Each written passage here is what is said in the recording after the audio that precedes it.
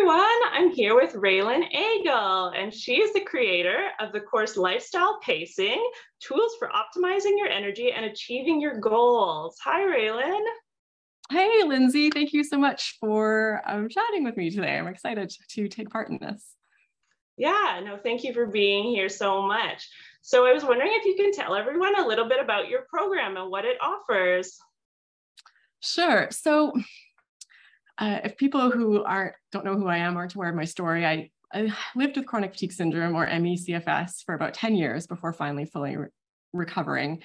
And once I did, I started trying to put together resources, things that I wished that I had had when I was recovering. And with this course that I put together, I worked on it so hard. I put together what I would have wanted, what I thought would have supported me during my recovery, and sped that whole process up. Because one of the most important things that I learned during my time with this illness and working on recovery is that our energy is kind of the key to it all. And what we're doing with that energy is the backbone of all of it. And, with many things in life, not even just chronic illness, but especially when you're facing fatigue conditions, chronic illness, it's easy to get stuck in this cycle of using more energy than we have, running ourselves into the ground. And then it can be really hard to make any progress when you're continually kind of in that loop and the bulk of your energy isn't going where you need it to. So I wanted to put together something that would help people with this, because I think a lot of us, we think about the concept of energy. We know it's important. We think about pacing. We're like, okay, we know that matters. But I think, it took me a long time to realize it's more than just a mindset. It's more than just making a decision and having discipline and having willpower. Like, okay, I'll just do less. I'll conserve energy. I'll make my recovery a priority. But those things on their own aren't really a strategy and aren't going to get you anywhere, because we only have so much willpower before it runs out. It's really hard to make decisions about what you're going to do with your day if you don't even know how much energy you have to start with. And it can be very easy for your recovery to either not become a priority, or for you to just not even realize how much of your energy is going to things that aren't actually getting you anywhere. So in a nutshell, that's kind of a simplified version of what I put together and what I'm hoping people will get out of it. Yeah, that's so awesome. I think it's just so easy to think we know about what pacing means and how to do it, but having actual tools and skills of how to do it is what makes really the big difference. Yeah, thanks so much. And what would you say separates your program from other programs out there? Well, I hear a lot of talk about pacing out there. And what I hear is a lot of things like, staying within your energy envelope and learning to live within your current limitations. And all of that, of course, can be very important. But for me, that on its own wasn't enough. For me, pacing had two purposes. The first, something that I think we're starting to appreciate, but I don't think get enough attention. It's about just keeping your body in a calm, happy state, keeping your stress levels down, keeping your nervous system calm, keeping those panic danger signals turned off, and keeping your body in a space where it can actually heal and thrive. And then the second piece of that is making sure that whatever usable energy you have each day, as much as possible, is going towards what's actually helping you achieve your goals. So, when I look at pacing, and in this course, it covers a lot of things, but it essentially breaks it down to three things. It's energy awareness. So most of us, myself included, for many years, didn't even have any idea how much energy I had. It's like going on a shopping spree, but having no idea how much money is in the bank. There's a really good chance you're going to go into debt. It's a recipe for failure. So it's concrete tools for helping you assess and figure out how much energy you actually have in a given day. And then it's helping you, second, with energy conservation.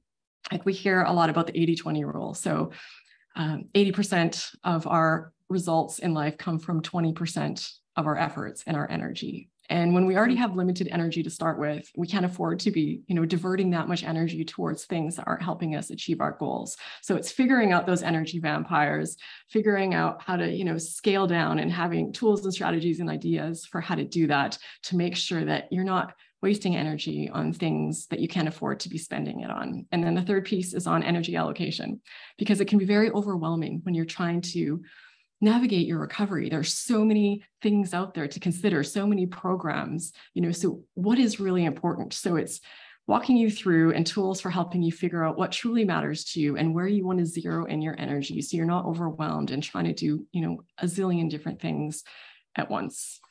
And, it's been interesting because if people have taken the course, and the feedback has been really good. There's reviews, you can go in, everyone can see them. And you're asking what sets it apart.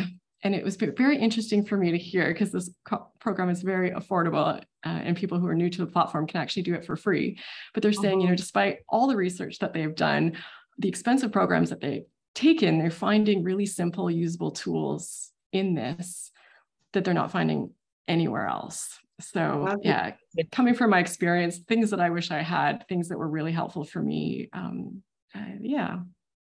Oh yeah, I can't wait to send more people to it, because I really think it's really hard to, so many of us are used to being like such achievers and caregivers and all these kinds of things, that these skills seem simple in some ways, but just having that broken down like that is so awesome. Thanks so much.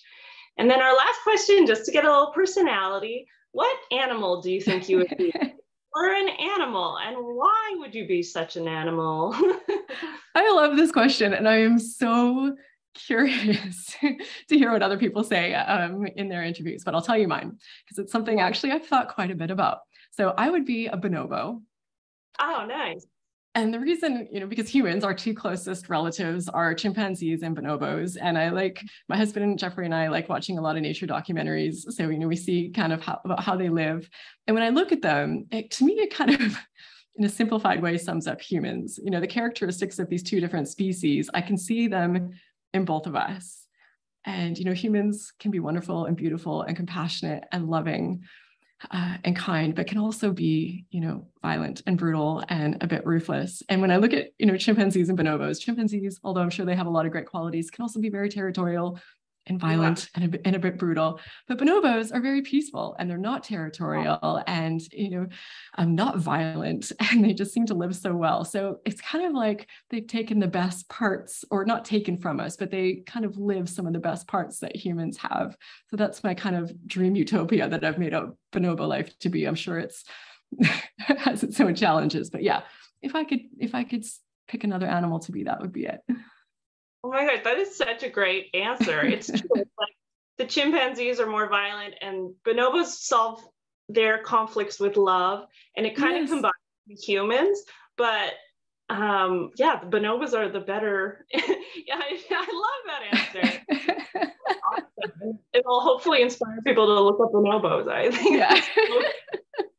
I think they're amazing. Yeah, I love them. Just love them. Great. Oh, thank you so much for your time, Raelan, and I really hope people check out your course.